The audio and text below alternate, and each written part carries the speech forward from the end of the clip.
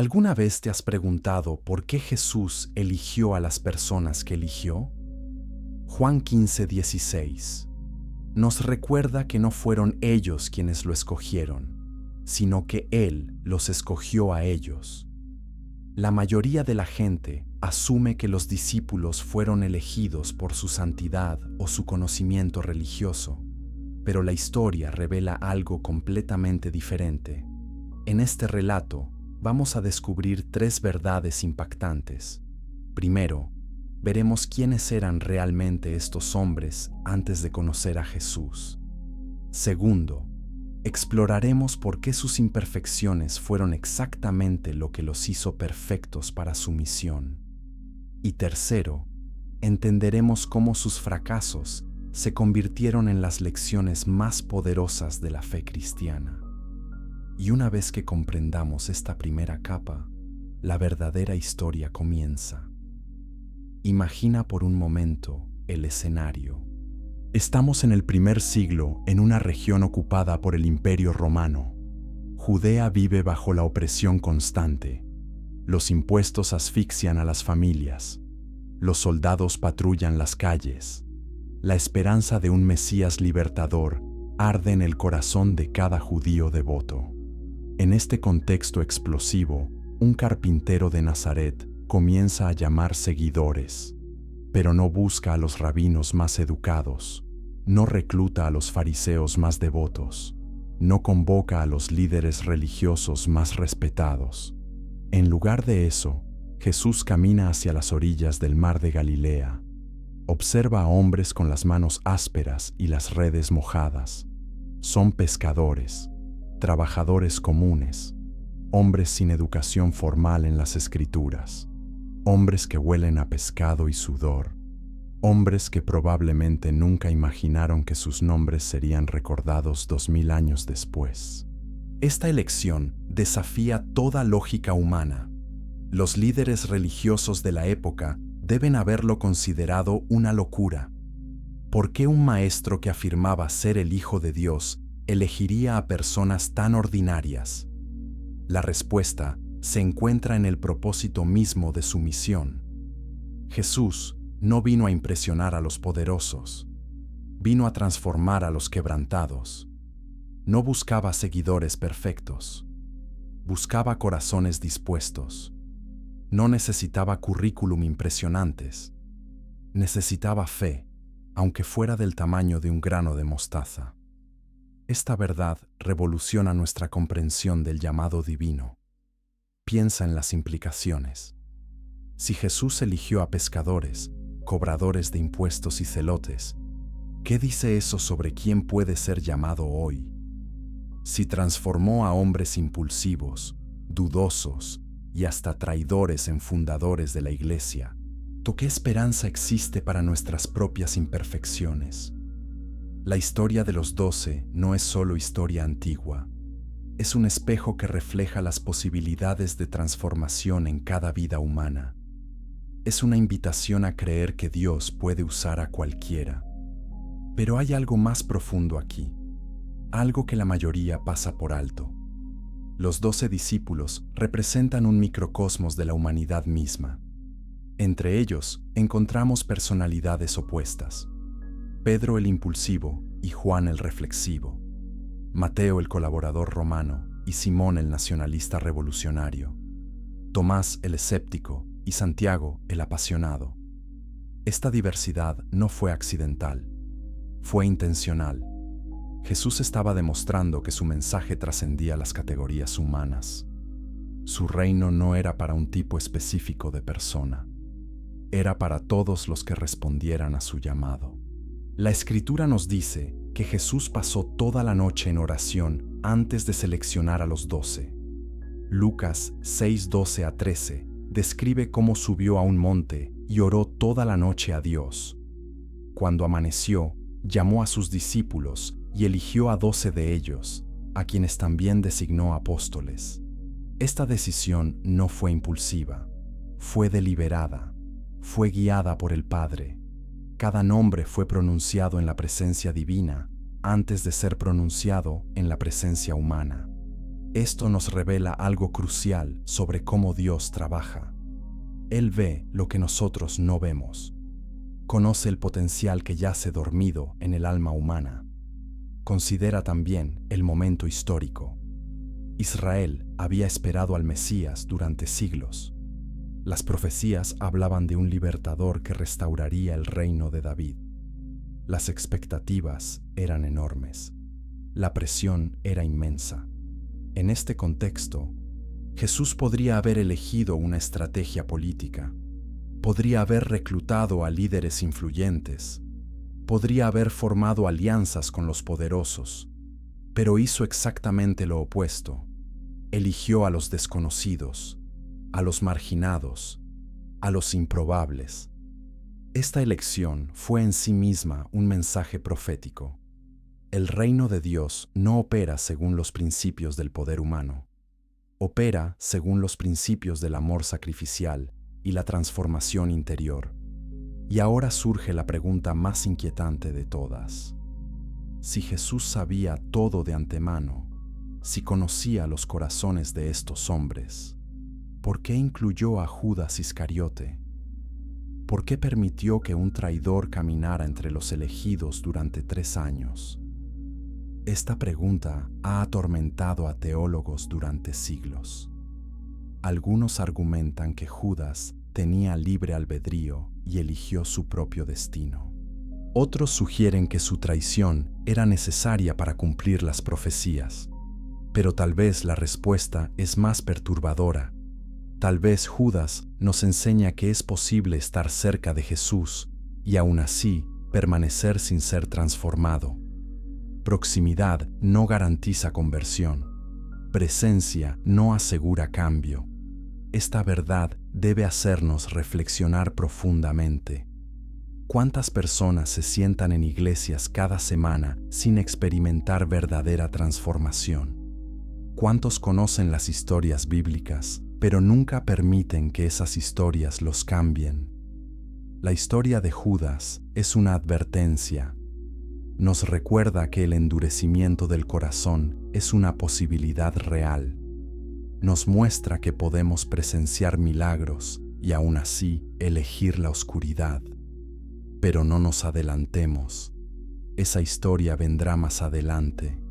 Por ahora, necesitamos conocer a cada uno de estos hombres individualmente. Necesitamos entender sus contextos, sus luchas, sus dudas, sus momentos de gloria y sus momentos de fracaso, porque en sus historias encontraremos las nuestras. En sus transformaciones, descubriremos el poder que todavía está disponible hoy. Prepárate para un viaje que desafiará lo que creías saber sobre los discípulos. Prepárate para ver más allá de las imágenes de vitrales y las representaciones artísticas. Prepárate para conocer a hombres reales, con problemas reales, que encontraron a un Salvador real. Y lo que viene a continuación cambiará tu perspectiva para siempre. Capítulo 2. Pescadores en la oscuridad. El mar de Galilea despierta antes que el sol. Los pescadores conocen este momento íntimamente. Es la hora cuando las redes se lanzan con esperanza y se recogen con incertidumbre. Pedro, Andrés, Santiago y Juan conocían esta rutina mejor que cualquier otra cosa. Sus manos llevaban las cicatrices de años de trabajo duro. Sus espaldas conocían el peso de las cargas imposibles. Sus corazones cargaban los sueños silenciosos de hombres atrapados en la rutina de la supervivencia. No eran héroes, no eran santos, eran trabajadores tratando de alimentar a sus familias. La noche había sido larga y frustrante. Lucas 5:5 registra las palabras de Pedro. Maestro, hemos trabajado toda la noche y no hemos pescado nada. Hay derrota en esas palabras. Hay cansancio. Hay la resignación de alguien que ha dado todo y no tiene nada que mostrar. Cualquiera que haya trabajado duro sin resultados conoce ese sentimiento. Es el peso de la futilidad. Es la pregunta silenciosa de si todo el esfuerzo vale la pena. Es el momento cuando la esperanza comienza a agrietarse. Y es precisamente en ese momento cuando Jesús aparece. Pero pensemos más profundamente en quién era Pedro. Su nombre original era Simón. Era un hombre de contrastes extremos, impulsivo pero leal, valiente pero temeroso. Confesaba a Jesús como el Cristo un momento y lo negaba al siguiente. Era el tipo de persona que salta de la barca para caminar sobre el agua hacia Jesús, pero luego se hunde por la duda. Era el que declara que moriría por Cristo, pero luego jura que no lo conoce. Pedro nos resulta familiar porque somos como él, llenos de buenas intenciones pero frágiles en la ejecución, apasionados pero inconsistentes. Y sin embargo, Jesús lo mira y dice: «Tú eres Pedro, y sobre esta roca edificaré mi iglesia». Mateo 16:18 registra estas palabras asombrosas. ¿Cómo puede Jesús construir algo sobre una persona tan inestable? Esta pregunta revela un principio fundamental del reino de Dios. Dios no busca fuerza humana, busca disponibilidad humana. No necesita perfección, necesita rendición. No quiere habilidad sin quebrantamiento. Quiere corazones dispuestos a ser moldeados. Pedro era exactamente eso. Un hombre consciente de sus limitaciones. Un hombre que había fracasado lo suficiente como para saber que necesitaba algo más grande que él mismo. Un hombre cuyo quebrantamiento lo preparó para ser una roca. Ahora considera ese momento en el mar. Jesús le dice a Pedro que lance las redes de nuevo. Desde una perspectiva natural, esto no tiene sentido. Pedro es el experto en pesca, no Jesús. Pedro conoce el mar, los peces, los patrones. Ha pescado toda la noche sin éxito. ¿Por qué volver a intentarlo basándose en las palabras de un carpintero? Pero hay algo en la presencia de Jesús, algo en su voz, algo que despierta una chispa de esperanza contra toda lógica.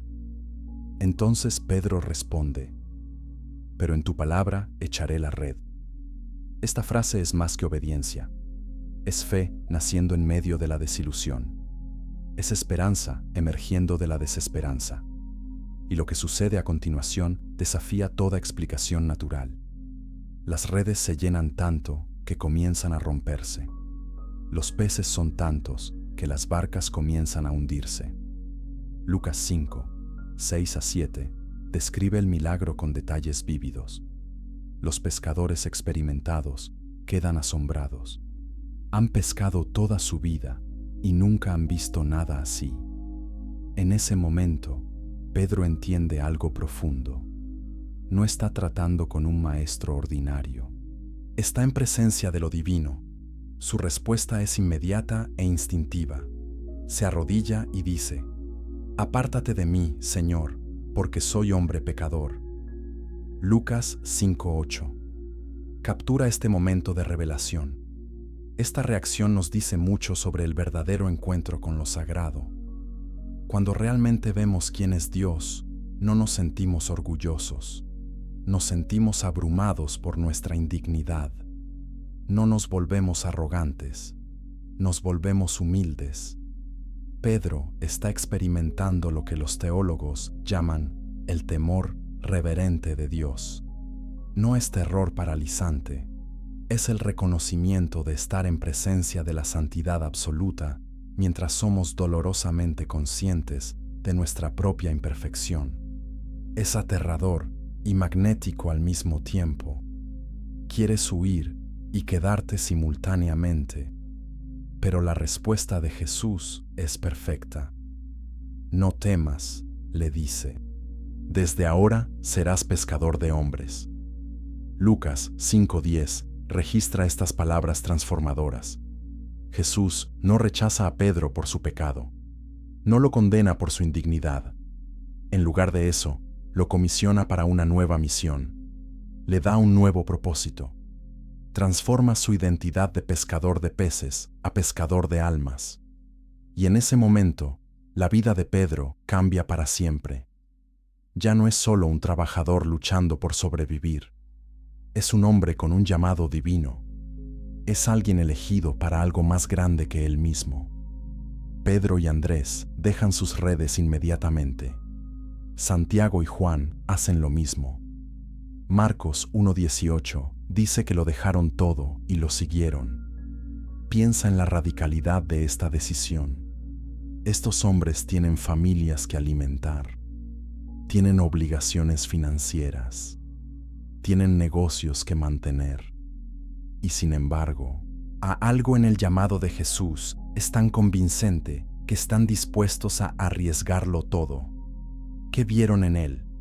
¿Qué sintieron en su presencia? Debe haber sido algo que trascendía la lógica y tocaba lo más profundo de sus almas. La decisión de seguir a Jesús no fue fácil para ninguno de ellos. Hubo costos reales, sacrificios tangibles. Mateo 19:27 registra a Pedro preguntando: «He aquí, nosotros lo hemos dejado todo y te hemos seguido. ¿Qué pues tendremos?». Es una pregunta honesta, una pregunta humana. Pedro quiere saber si el sacrificio vale la pena. Jesús responde con una promesa que va más allá de las recompensas terrenales. Habla de tesoros eternos, de posiciones en su reino, de una recompensa que superará infinitamente cualquier sacrificio temporal. Pero también les advierte: el camino no será fácil. Habrá persecución, habrá sufrimiento, habrá momentos de duda y miedo, y Pedro experimentará todo eso. Caminará sobre el agua en un momento de fe extraordinaria, registrado en Mateo 14:29. Pero cuando aparta sus ojos de Jesús y mira las olas, comienza a hundirse. Es una imagen perfecta de la vida de fe. Cuando mantenemos nuestros ojos en Cristo, hacemos lo imposible. Cuando nos enfocamos en las circunstancias, nos hundimos. Pedro aprenderá esta lección una y otra vez. En el jardín de Getsemaní, dormirá cuando debería estar orando. En el patio del sumo sacerdote, negará a Jesús 3 veces. Pero cada fracaso lo llevará más profundo en la comprensión de la gracia. Cada caída lo preparará para levantarse más fuerte. Porque la historia de Pedro no termina con la negación, termina con la restauración. Juan 21 describe el hermoso momento cuando Jesús, después de su resurrección, le pregunta a Pedro 3 veces: ¿me amas? Por cada negación, una oportunidad de reafirmar su amor. Por cada fracaso, una nueva comisión. Apacienta mis ovejas. Pedro se convierte en la roca que Jesús predijo. Se convierte en el líder de la iglesia primitiva. Predica en Pentecostés y 3,000 personas se convierten. Realiza milagros. Escribe epístolas. Y finalmente, según la tradición, muere crucificado, pidiendo ser colgado boca abajo, porque no se considera digno de morir como su maestro. El pescador temeroso se convierte en el mártir valiente, y la transformación comenzó aquella mañana junto al mar, cuando un carpintero le dijo que lanzara sus redes una vez más. Capítulo 3. El hombre. Detrás del líder. Andrés vivía en la sombra de su hermano. Pedro tenía la personalidad que llenaba la habitación. Andrés tenía la humildad que pasaba desapercibida. Pedro era el portavoz del grupo. Andrés era el que trabajaba silenciosamente en segundo plano. En la mayoría de las historias evangélicas, Pedro ocupa el centro del escenario. Andrés aparece brevemente en los márgenes. Pero esta dinámica nos enseña algo profundo sobre el reino de Dios. No todos están llamados a estar en el frente. Algunos están llamados a servir fielmente donde nadie los ve. Y esos papeles son igual de importantes a los ojos de Dios. Juan 1, 40 a 42 nos da una pista crucial sobre quién era Andrés. Dice que Andrés era discípulo de Juan el Bautista antes de seguir a Jesús. Un día, Juan el Bautista ve a Jesús caminando y declara: «He aquí el Cordero de Dios». Andrés escucha estas palabras y comienza a seguir a Jesús. Pasa tiempo con él, hace preguntas, escucha sus enseñanzas y luego hace algo revelador. Su primera reacción no es quedarse con esta experiencia para sí mismo. Su primer instinto es compartirla. El versículo dice: «Este halló primero a su hermano Simón y le dijo: Hemos hallado al Mesías». Luego lo trae a Jesús. Piensa en la importancia de este momento. Si Andrés no hubiera traído a Pedro, la historia del cristianismo sería completamente diferente. Pedro se convirtió en la roca sobre la cual Cristo edificó su iglesia. Pero fue Andrés quien lo conectó con Jesús en primer lugar. Esto ilustra un principio fundamental del evangelismo. A veces, nuestro mayor impacto no es lo que hacemos directamente, sino a quién traemos. A veces, nuestra mayor contribución es conectar a otros con Cristo. Andrés entendió esto intuitivamente. No necesitaba ser el centro de atención. Solo necesitaba ser el puente que conectara a otros con el Salvador. Vemos este patrón repetirse en el ministerio de Andrés. En Juan 6, 8 a 9, cuando Jesús quiere alimentar a 5,000 personas, es Andrés quien encuentra al niño con los 5 panes y 2 peces. Los otros discípulos están abrumados por la imposibilidad de la situación. Felipe calcula que 200 denarios no serían suficientes para comprar comida para todos. Pero Andrés no se rinde. Busca recursos, encuentra lo poco que hay disponible y lo trae a Jesús. Ahora, Andrés mismo no sabe cómo esos panes y peces alimentarán a miles. Incluso expresa duda cuando dice: ¿pero qué es esto para tantos? Sin embargo, confía en que si lo trae a Jesús, Jesús puede hacer algo con ello. Esta es una lección poderosa sobre la fe. No necesitamos tener todas las respuestas. No necesitamos saber cómo Dios va a obrar. Solo necesitamos traerle lo poco que tenemos y confiar en que Él puede multiplicarlo. Andrés entendió esto. No era un teólogo brillante, no era un líder carismático, pero era un conector fiel. Era alguien que constantemente traía personas y recursos a Jesús, confiando en que el Maestro podría hacer algo extraordinario con ellos. Y una y otra vez, Jesús demostró que esa confianza no era en vano.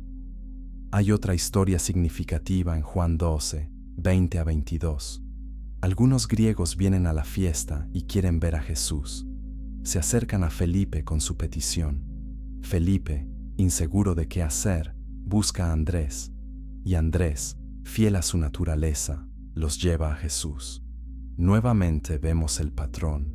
Andrés es el puente, es el facilitador, es el que hace las conexiones. No busca crédito, no busca reconocimiento. Simplemente cumple con su papel de traer personas a Cristo, y en el proceso se convierte en un modelo para todos los que sirven fielmente fuera del centro de atención. La mayoría de las tradiciones cristianas dicen que Andrés eventualmente llevó el Evangelio a Escitia, la región que hoy conocemos como Ucrania y Rusia. Se dice que fue crucificado en una cruz en forma de X, que ahora se conoce como la Cruz de San Andrés. Según los relatos, predicó durante 2 días mientras colgaba en esa cruz, enseñando a la multitud sobre Cristo hasta su último aliento. El hombre que vivió en la sombra de su hermano murió dando testimonio valiente de su fe. El que trajo a otros a Cristo finalmente entregó su propia vida por ese mismo Cristo. La vida de Andrés nos confronta con preguntas importantes. ¿Estamos dispuestos a servir donde nadie nos ve? ¿Podemos encontrar satisfacción en conectar a otros con Cristo? incluso si eso significa que ellos reciban más reconocimiento que nosotros?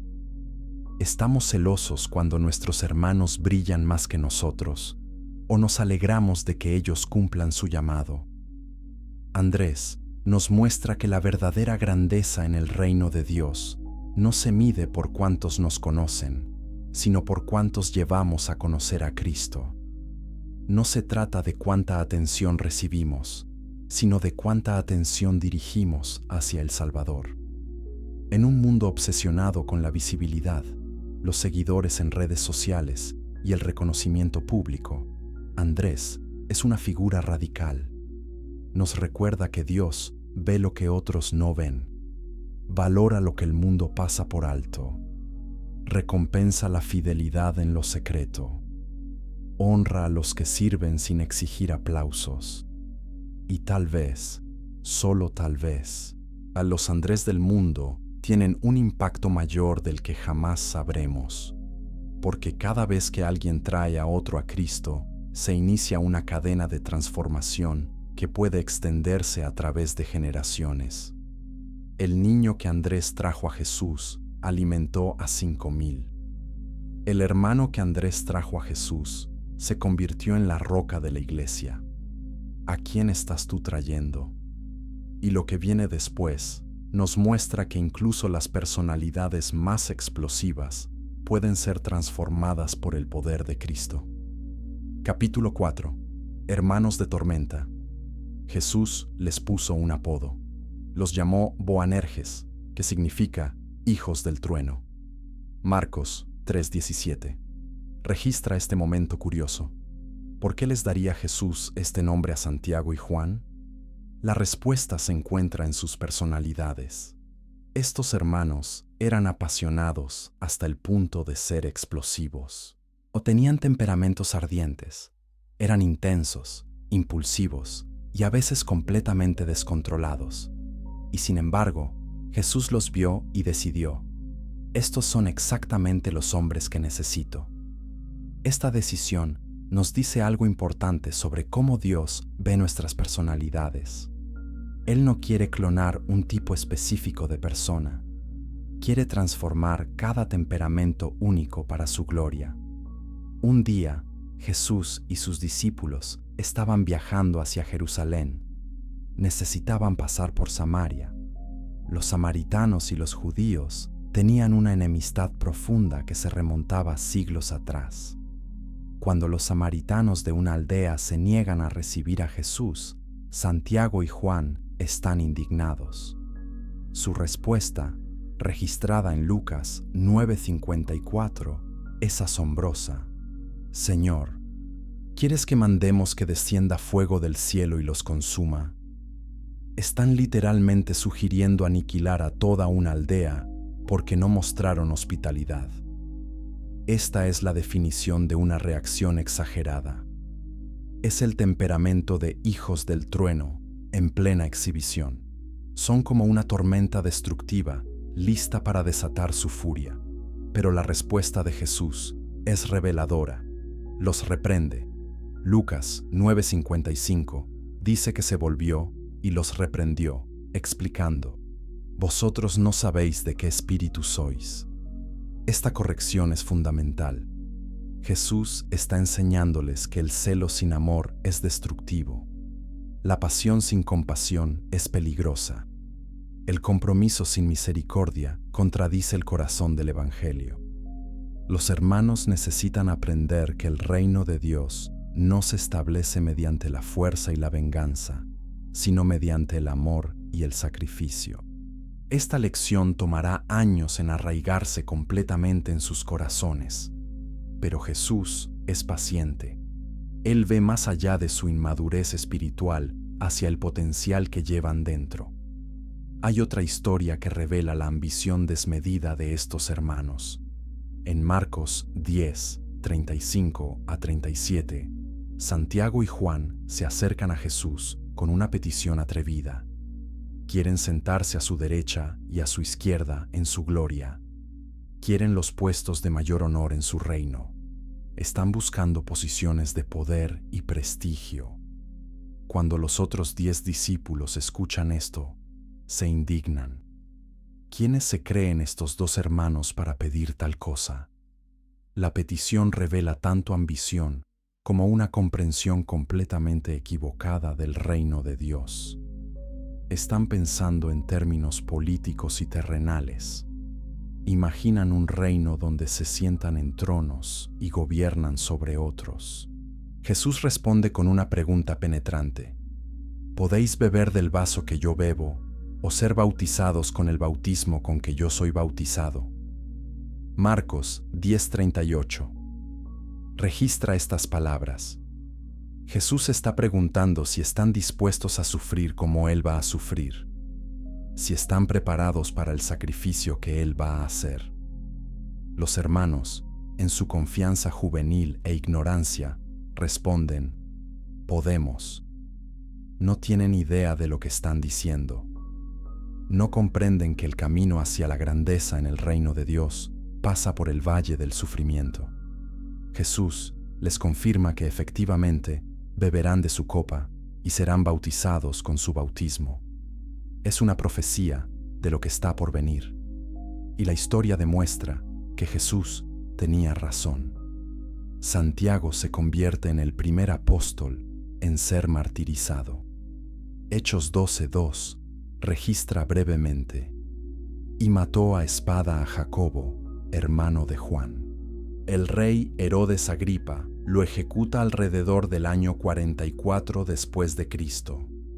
El hijo del trueno que una vez quería hacer descender fuego sobre una aldea samaritana, ahora entrega su vida por el evangelio que predica. Su pasión, una vez dirigida hacia la destrucción, ahora se canaliza hacia el testimonio valiente del Cristo resucitado. Bebe de la copa que Jesús predijo. Su muerte no es registrada con muchos detalles en las Escrituras, pero su brevedad no disminuye su significado. Santiago vivió plenamente, sirvió fielmente y murió valientemente. Pero antes de su martirio, Santiago experimentó momentos que transformarían su comprensión de quién era Jesús. Él fue uno de los 3 discípulos del círculo íntimo. Junto con Pedro y Juan, presenció la transfiguración en Mateo 17, 1-2. Vieron a Jesús transformado ante sus ojos, su rostro brillando como el sol, o en sus vestidos blancos como la luz. Moisés y Elías aparecieron hablando con él. Fue un encuentro con la gloria divina que ninguno de ellos olvidaría jamás. Santiago estaba allí, viendo la divinidad de Cristo revelada en una manifestación visible. ¿Cómo cambió eso su perspectiva? ¿Cómo afectó su comprensión de a quién estaba siguiendo? Santiago también estuvo presente en el jardín de Getsemaní. Marcos 14:33 dice que Jesús tomó consigo a Pedro, Jacobo y Juan mientras se retiraba a orar. Allí, los 3 vieron a Jesús en su momento de mayor angustia humana. Lo vieron luchar.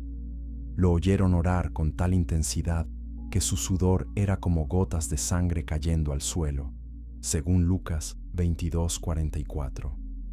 Vieron la humanidad de Cristo en su expresión más vulnerable. El Hijo del Trueno presenció al Hijo de Dios enfrentando el peso aplastante de lo que estaba por venir. Estos momentos íntimos con Jesús formaron el carácter de Santiago de maneras que solo podemos imaginar.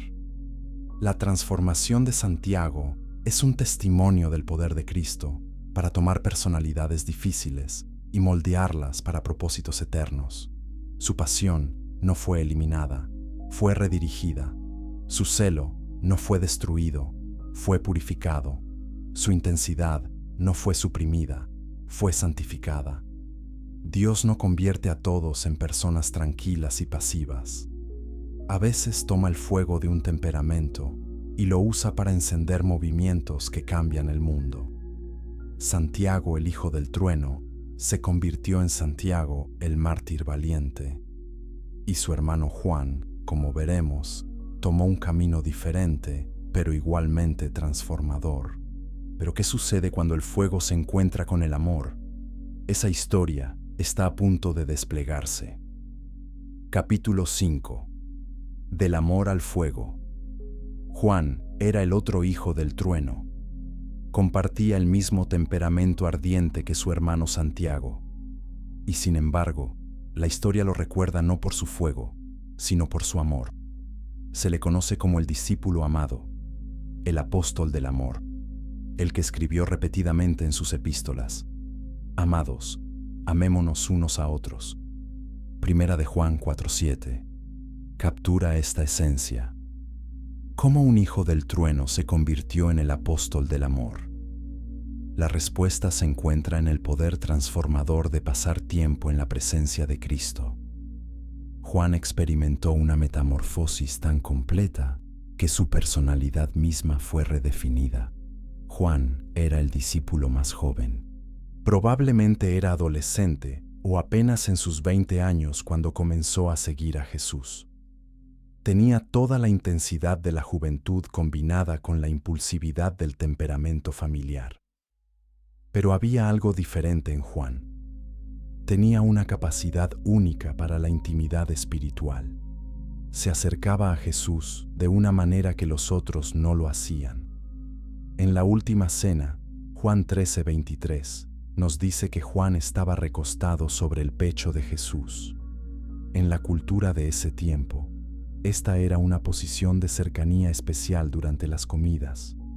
Indica una relación de profunda confianza y afecto. Juan no tenía miedo de mostrar su amor por su maestro. Esta intimidad le dio a Juan una perspectiva única sobre quién era Jesús. Su evangelio, escrito décadas después de los eventos, comienza de manera diferente a los otros tres. No comienza con genealogías o nacimientos. Comienza con teología profunda. En el principio era el Verbo, y el Verbo era con Dios, y el Verbo era Dios. Juan 1:1 establece inmediatamente la divinidad de Cristo. Juan ha tenido años para reflexionar sobre lo que presenció.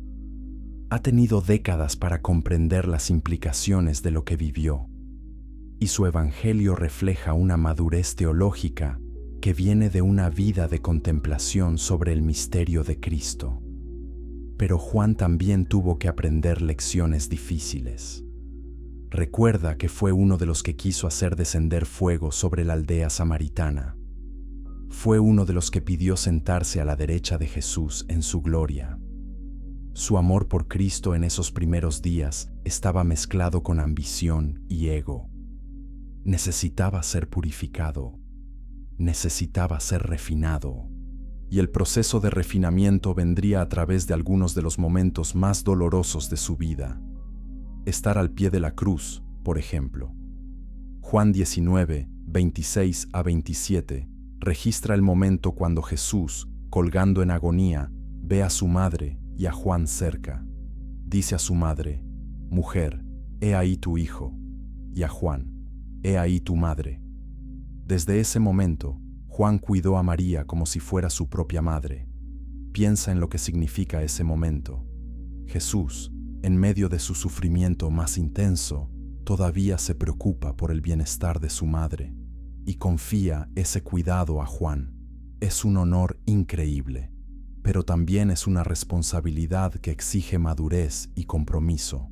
Juan acepta esa responsabilidad, acoge a María en su hogar. Este acto de servicio y amor práctico es parte de la transformación de Juan. No se trata solo de emociones espirituales elevadas. Se trata de amor encarnado en acciones concretas y sacrificiales. Juan está aprendiendo que el amor verdadero se demuestra en servicio fiel, no solo en sentimientos cálidos. Juan también fue el primero en creer en la resurrección. Juan 20:8 dice que cuando entró en la tumba vacía y vio los lienzos, vio y creyó.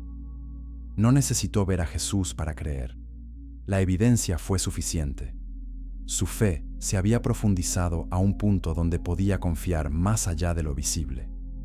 Este es el tipo de fe que Jesús elogió cuando le dijo a Tomás: Bienaventurados los que no vieron y creyeron, según Juan 20:29.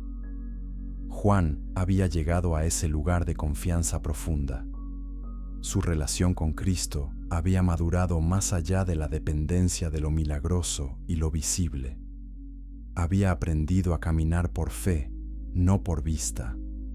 Después de Pentecostés, Juan se convierte en un pilar de la iglesia primitiva. Gálatas 2:9 lo menciona junto con Pedro y Jacobo, el hermano de Jesús, como una de las columnas. Trabaja principalmente en Éfeso, según la tradición. Escribe su Evangelio, 3 epístolas y el libro de Apocalipsis. Sus escritos revelan tanto profundidad teológica como una preocupación pastoral tierna. En sus epístolas, escribe como un padre amoroso a sus hijos espirituales. Los llama hijitos repetidamente. Les advierte contra el engaño. Les recuerda la verdad del Evangelio. Les enseña a amarse unos a otros. El fuego del Hijo del Trueno ahora arde como la llama constante del amor pastoral. Una tradición cuenta que en su vejez, cuando Juan era demasiado frágil para caminar, sus discípulos lo llevaban a las reuniones de la iglesia, y cada vez su mensaje era el mismo: hijitos, amaos los unos a los otros. Cuando le preguntaron por qué siempre decía lo mismo, respondió: porque es el mandamiento del Señor, y si solo se hace esto, es suficiente. Esto resume la transformación completa de Juan.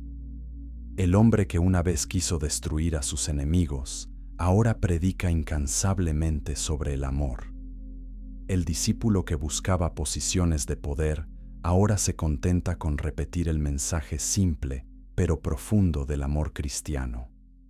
Juan vivió más que todos los otros apóstoles.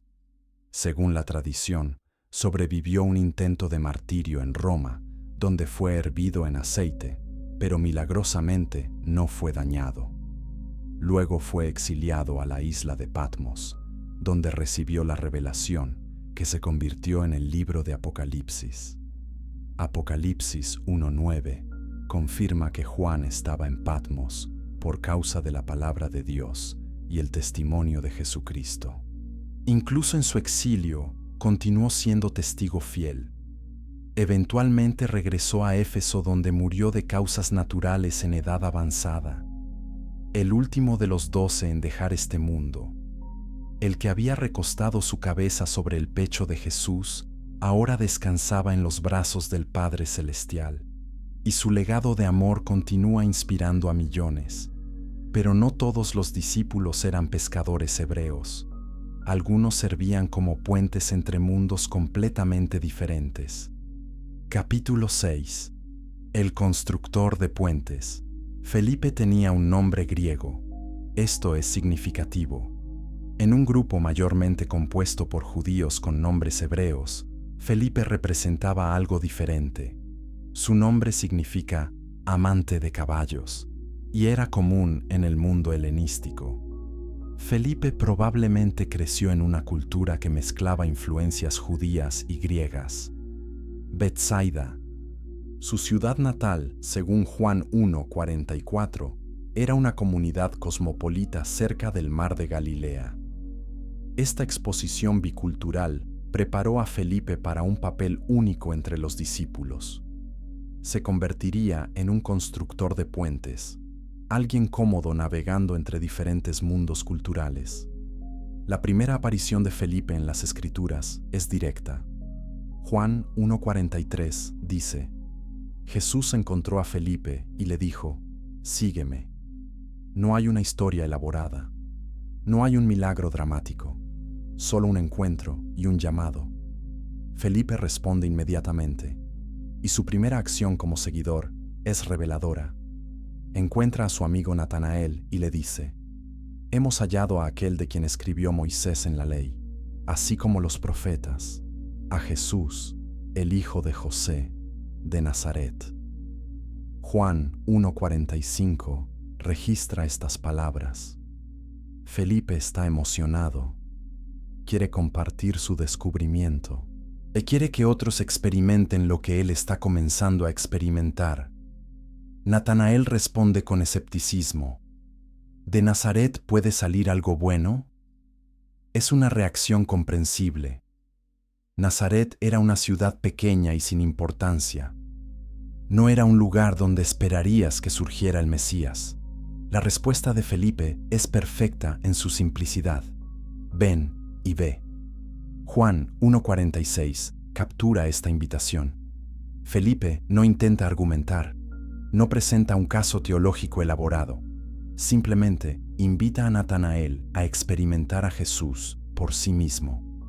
Esta es la esencia del evangelismo efectivo. No se trata de ganar debates, se trata de invitar a las personas a un encuentro personal con Cristo. Felipe entiende esto intuitivamente. Vemos el papel de Felipe como puente nuevamente en Juan 6. Antes del milagro de la alimentación de los 5,000, Jesús le pregunta a Felipe, ¿de dónde compraremos pan para que coman estos? Juan 6:5 registra la pregunta. Jesús está probando a Felipe, enseñándole. Felipe responde desde una perspectiva práctica.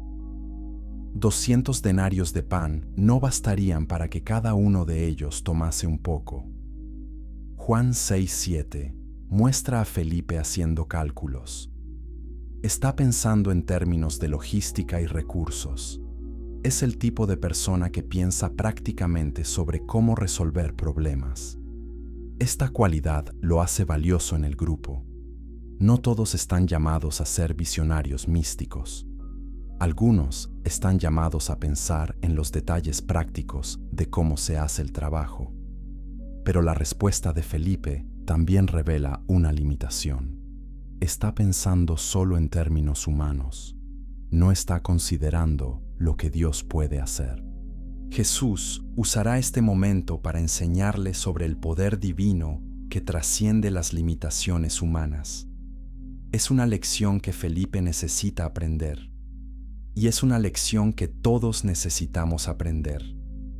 Con frecuencia, limitamos lo que creemos que Dios puede hacer, basándonos en nuestros propios cálculos de lo que es posible.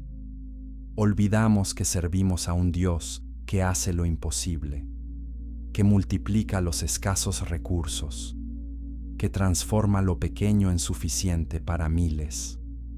El papel de Felipe como constructor de puentes culturales se hace más evidente en Juan 12, 20 a 22. Algunos griegos vienen a la fiesta en Jerusalén. Quieren ver a Jesús. Se acercan a Felipe con su petición. ¿Por qué a Felipe? Probablemente porque su nombre griego y su trasfondo bicultural lo hacían accesible para ellos.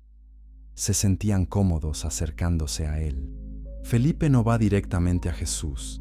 Primero consulta con Andrés. Los dos juntos llevan la petición a Jesús. Esta colaboración es hermosa.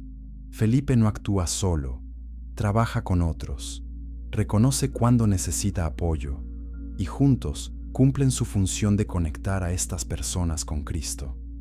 La respuesta de Jesús a esta petición es profunda. Comienza a hablar sobre su muerte inminente. Juan 12:23 a 24 registra sus palabras. Ha llegado la hora para que el Hijo del Hombre sea glorificado. De cierto os digo, que si el grano de trigo no cae en la tierra y muere, queda solo, pero si muere, lleva mucho fruto. Jesús está explicando que su muerte será el medio por el cual personas de todas las naciones, incluidos estos griegos, podrán venir a Él. Felipe está presenciando el momento cuando el ministerio de Jesús comienza a girar explícitamente hacia su misión universal. El constructor de puentes está viendo cómo el puente definitivo, la cruz, está a punto de ser construido. Hay una última historia importante sobre Felipe. En la última cena, Felipe hace una petición que revela tanto su deseo sincero como su comprensión incompleta. Juan 14:8 registra sus palabras. Señor, muéstranos al Padre, y nos basta. Felipe quiere una manifestación visible de Dios. Quiere prueba tangible. Jesús responde con una mezcla de sorpresa y paciencia. Tanto tiempo hace que estoy con vosotros y no me has conocido, Felipe. El que me ha visto a mí, ha visto al Padre. Juan 14:9. Captura esta respuesta reveladora.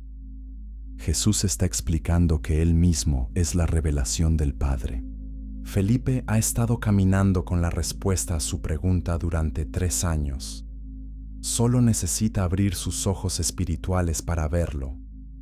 Esta interacción nos recuerda que el crecimiento espiritual es un proceso. Felipe había estado con Jesús todo ese tiempo y todavía estaba luchando por comprender completamente quién era. Pero su sinceridad en hacer la pregunta es admirable. No pretendía entender lo que no entendía. Estaba dispuesto a admitir su confusión y buscar claridad. Y Jesús respondió con enseñanza paciente. Así es como funciona el discipulado. Es un proceso de revelación gradual, de comprensión que se profundiza con el tiempo, de momentos de confusión que se convierten en momentos de claridad a través de la enseñanza paciente del Maestro. Felipe, el constructor de puentes, eventualmente llevaría el Evangelio más allá de las fronteras de Judea.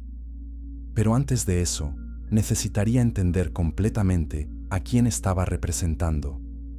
Y a veces, entender requiere primero admitir que no entendemos. Capítulo 7. Cuando la duda se convierte en fe. A Tomás lo recordamos por un momento de duda que se ha repetido durante 2000 años. Lo llamamos Tomás el Dudoso. Pero esta etiqueta es injusta e incompleta. Reduce toda una vida a un solo episodio. Ignora el contexto y la transformación que siguió. Tomás era mucho más que sus dudas. Era un hombre de coraje, lealtad y eventualmente fe profunda e inquebrantable. Su historia nos enseña que la duda no es el opuesto de la fe. A veces es el camino hacia una fe más profunda y auténtica. A veces Dios usa nuestras preguntas para llevarnos a respuestas que transforman nuestras vidas. El nombre hebreo de Tomás era Dídimo, que significa gemelo. Juan 11:16, Juan 20:24 y Juan 21:2 lo identifican así. Era gemelo de alguien, aunque no sabemos de quién. Este detalle menor nos recuerda que era una persona real, con una familia y una historia. No era un personaje unidimensional en una narrativa religiosa. Era un ser humano complejo, con relaciones, esperanzas, miedos y preguntas. Y esas preguntas lo hicieron humano de una manera con la que muchos podemos identificarnos. ¿Cuántos de nosotros hemos luchado con dudas? ¿Cuántos hemos querido creer, pero necesitábamos certeza? Tomás nos representa en esos momentos. La primera vez que escuchamos la voz de Tomás es en un contexto de peligro. Lázaro ha muerto en Betania, cerca de Jerusalén. Los discípulos están preocupados porque los líderes religiosos en Judea recientemente intentaron apedrear a Jesús. Ir allí parece suicida, pero Jesús está decidido a ir. En Juan 11:16, Tomás dice a los otros discípulos: «Vamos también nosotros, para que muramos con él». Esta declaración revela algo importante sobre Tomás. No es un cobarde. Está dispuesto a enfrentar la muerte por lealtad a Jesús. Sí, su declaración tiene un tono pesimista. Ve el peligro claramente, pero su compromiso es innegable. Prefiere morir con Jesús que vivir sin Él. Esta disposición a morir con Cristo hace que su duda posterior sea aún más desconcertante para Tomás mismo. En la última cena, Jesús está preparando a sus discípulos para su partida. Les habla de ir a preparar lugar para ellos. Juan 14:4 registra a Jesús diciendo: «Y sabéis a dónde voy, y sabéis el camino». Pero Tomás no lo sabe. Y a diferencia de los otros que tal vez asintieron en silencio pretendiendo entender, Tomás es honesto. Dice: Señor, no sabemos a dónde vas. ¿Cómo pues podemos saber el camino? Juan 14:5. Captura esta pregunta sincera. Tomás no está cuestionando con hostilidad. Está buscando claridad genuina. Y su pregunta provoca una de las declaraciones más profundas de Jesús en todas las Escrituras. Jesús responde: Yo soy el camino, y la verdad, y la vida. Nadie viene al Padre sino por mí. Juan 14:6 registra estas palabras monumentales. La pregunta honesta de Tomás llevó a una revelación que ha definido la fe cristiana durante milenios. Esto nos enseña algo crucial. Hacer preguntas no es señal de falta de fe. Puede ser el catalizador para una fe más profunda. Dios no teme nuestras preguntas. De hecho, Él las usa para revelar verdades más profundas. Tomás no sabía que al expresar su confusión, estaba abriendo la puerta para que Jesús declarara uno de los fundamentos más importantes del Evangelio. Luego viene el momento por el que Tomás es más conocido. Después de la resurrección, Jesús se aparece a los discípulos, pero Tomás no está presente. Juan 20:24 nos dice esto. Cuando los otros discípulos le cuentan: Hemos visto al Señor, Tomás responde con una declaración que se ha vuelto famosa: Si no viere en sus manos la señal de los clavos, y metiere mi dedo en el lugar de los clavos, y metiere mi mano en su costado, no creeré. Juan 20:25 registra esta exigencia de prueba. Tomás quiere evidencia tangible, quiere tocar las heridas, necesita más que testimonios de segunda mano. Esta respuesta ha sido criticada durante siglos. Pero, ¿es realmente tan poco razonable? Piensa en la situación desde la perspectiva de Tomás. Sus amigos están afirmando que un hombre muerto ha vuelto a la vida. En su experiencia, los muertos no resucitan. Ha visto la crucifixión. Sabe lo brutal que fue. Probablemente lloró la muerte de su maestro. Y ahora le están pidiendo que crea algo que contradice todo lo que conoce sobre cómo funciona el mundo. Su escepticismo no es señal de mala voluntad. Es una reacción humana natural a una afirmación extraordinaria. Y Jesús no lo condena por ello. En lugar de eso, hace algo hermoso. 8 días después, cuando Tomás está presente, Jesús se aparece nuevamente y va directamente a Tomás. Juan 20:27 registra las palabras de Jesús: Pon aquí tu dedo y mira mis manos, y acerca tu mano y métela en mi costado, y no seas incrédulo, sino creyente. Jesús le ofrece exactamente la prueba que Tomás dijo que necesitaba. No hay reproche duro, no hay rechazo, solo una invitación gentil a experimentar la verdad por sí mismo. La respuesta de Tomás es inmediata y profunda. No necesita tocar las heridas, después de todo. Ver a Jesús es suficiente. Cae de rodillas y declara: Señor mío y Dios mío. Es una de las confesiones cristológicas más elevadas en todo el Nuevo Testamento. Tomás, el dudoso, se convierte en Tomás, el confesor de la divinidad de Cristo. Jesús responde: Porque me has visto, Tomás, creíste.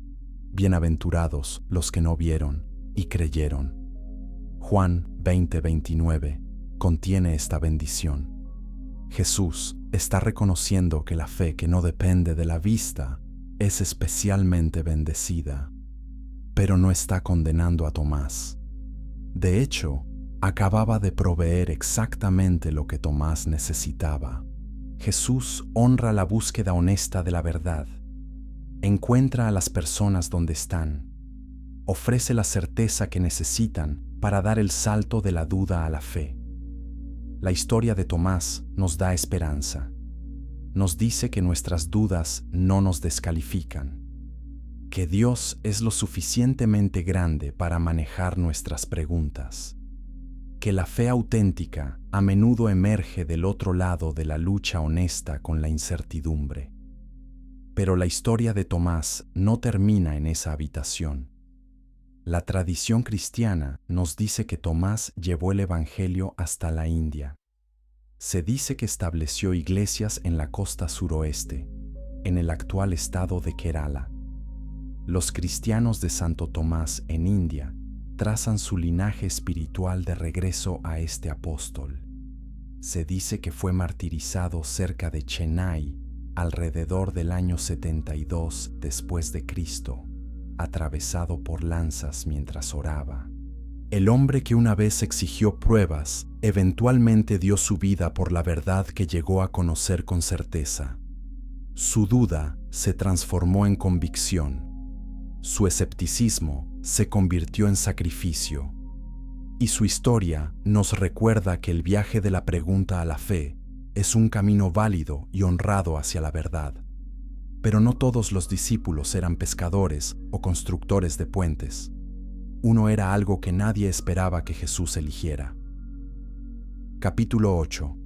El recaudador, que lo dejó.